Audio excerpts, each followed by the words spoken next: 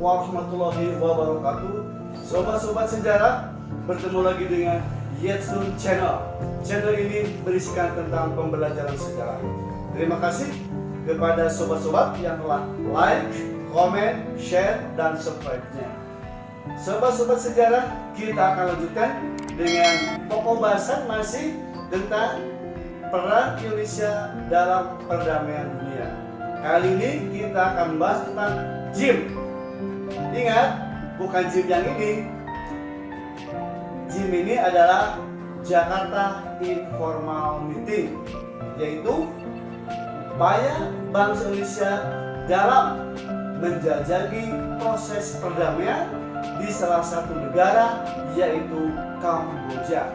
Di mana Kamboja ini sejak memperoleh kemerdekaan hingga tahun 1990-an terjadi perang saudara yang berkepanjangan.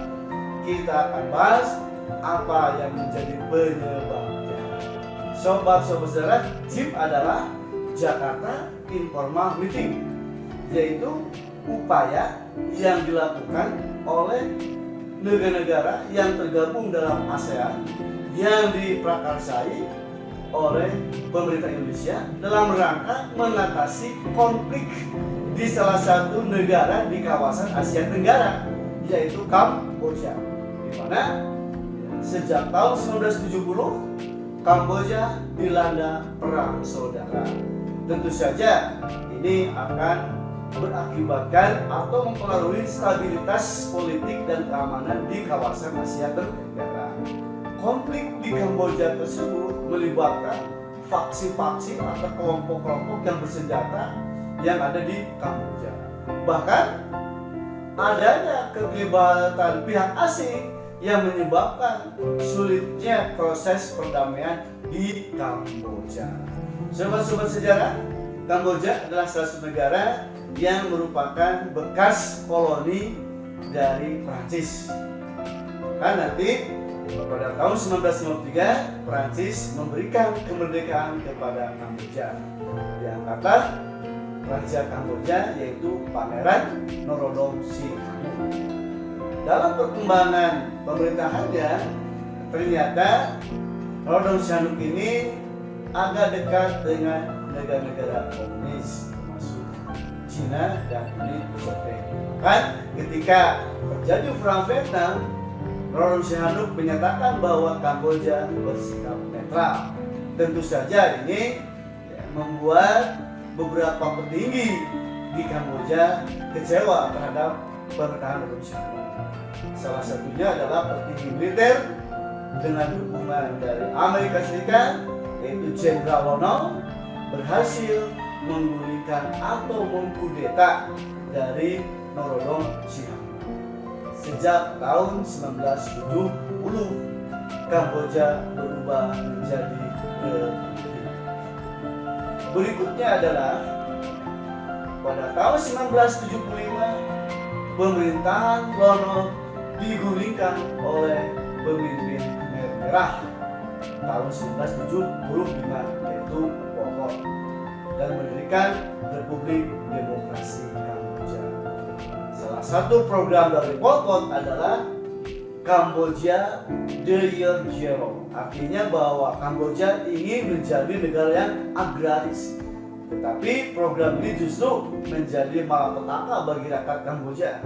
Terjadinya kelaparan, wabah penyakit, bahkan yang paling mengerikan di Kamboja adalah terjadinya pembantaian massal oleh rezim Khmer Merah atau istilah genosid. Ya. Bahkan kurang lebih 2-3 juta orang rakyat Kamboja mengalami pembantaian. Sehingga Kamboja pernah mendapat julukan The Killing Field, ladang pembantaian. Itulah menjadi salah satu sejarah kelam bagi bangsa Kamboja ketika rezim Khmer Merah yang dipimpin oleh Pol Pot berkuasa dari tahun 1975 hingga tahun 1979. Tentu saja Pol Pot ini mendapat dukungan dari pemerintah Republik Rakyat Cina.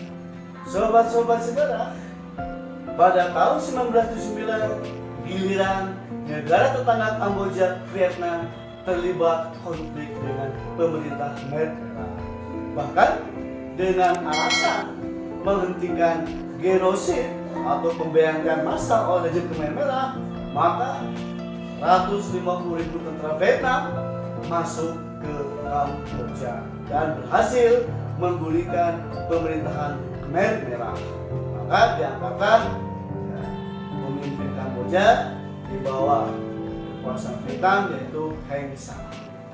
Sejak itulah di Kamboja terjadi perang saudara yang cukup berkepanjangan sejak tahun 1979 itu hingga tahun 1990-an.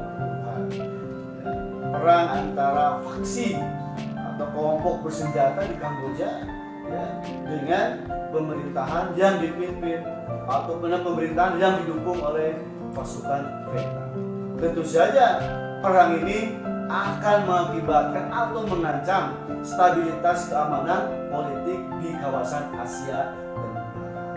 Sobat-sobat sejarah, konflik di Kamboja yang berkepanjangan membuat negara-negara di kawasan Asia Tenggara yang tergabung dalam ASEAN mendukung atau mempercayai pemerintah Indonesia dengan politiknya bebas aktif sejak tahun 1980 untuk menjadi mediator dalam menjajaki proses perdamaian di Kamboja yang melibatkan faksi-faksi atau kelompok-kelompok bersenjata dengan pemerintah yang didukung oleh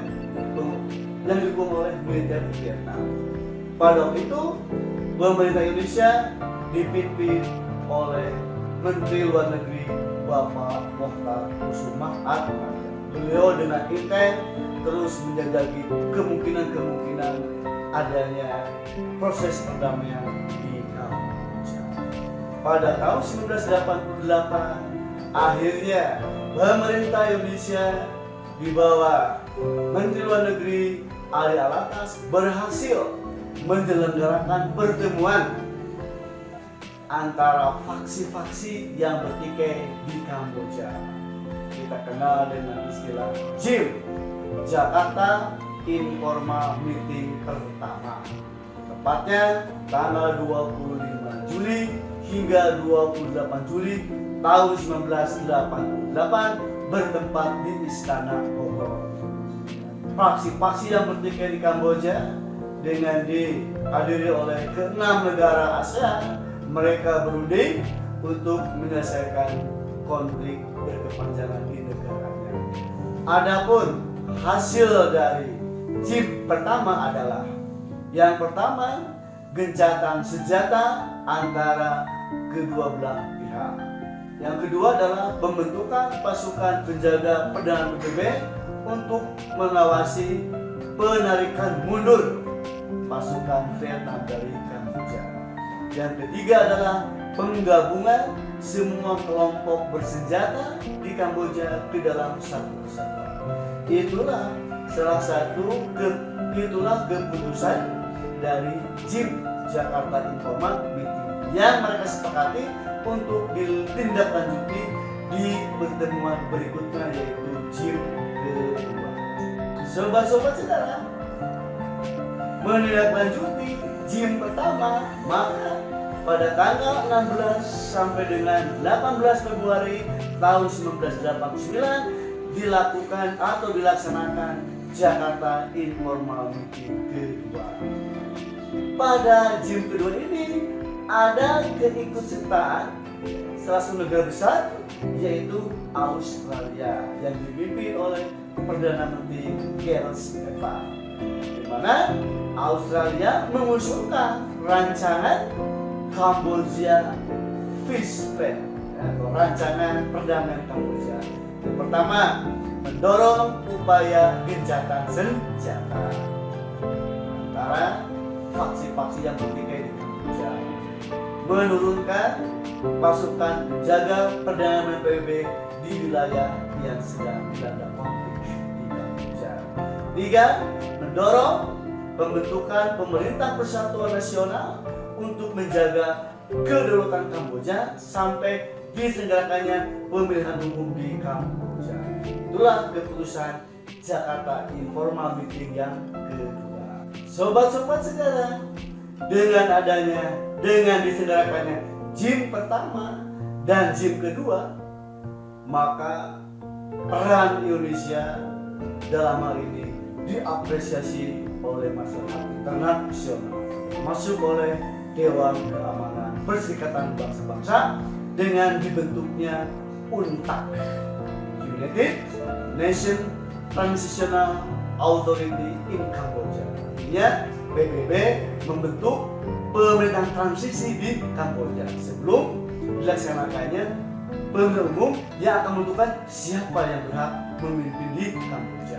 Nah, pada pembentukan UNTAC ini 28 Februari tahun 1992, pemerintah Indonesia mengirimkan pasukan penjaga perdamaian PBB Garuda ke-12A hingga 12D, ya, di mana personil TNI kita dikirim sebanyak 2.000 tentara nasional Indonesia ke Kamboja untuk memelihara perdamaian Kamboja. Bahkan pasukan Garuda 12D ini mendapat apresiasi dari rakyat Kamboja. Sobat-sobat sejarah, dengan adanya JIM pertama dan JIM kedua, maka proses perdamaian dilanjutkan di kota Paris. Kelompok-kelompok yang bertikai di Kamboja akhirnya menandatangani persetujuan Paris yang diantaranya akan diselenggarakan pemilihan umum di Kamboja tahun 1993 untuk mencari siapa pemimpin yang diperintahkan oleh Kamboja. Dengan diawasi oleh PBB, dijaga ketat oleh pasukan UNTAC, tahun 1993 diselenggarakanlah pemilihan umum di Kamboja. Ya, akhirnya nanti terpilihlah pemimpin di Kamboja, yaitu Hun Sen, yang memimpin hingga sekarang. Dengan adanya pemimpin di Kamboja, hasil pemilu, proses perdamaian di Kamboja semakin hari semakin. Maka tahun 1995, tepatnya tanggal 31 Agustus 1995, Kamboja resmi menjadi anggota ASEAN yang ke-10. Itulah salah satu peran bangsa Indonesia dalam proses perdamaian dunia, yaitu dengan diselenggarakannya Jakarta Informal Meeting atau JIM, yaitu proses perdamaian di Kamboja. Demikian sobat-sobat sejarah, untuk kali ini kita akan lanjutkan di pertemuan berikutnya. Mudah-mudahan ada manfaat bagi kita semua. Wassalamualaikum warahmatullahi wabarakatuh.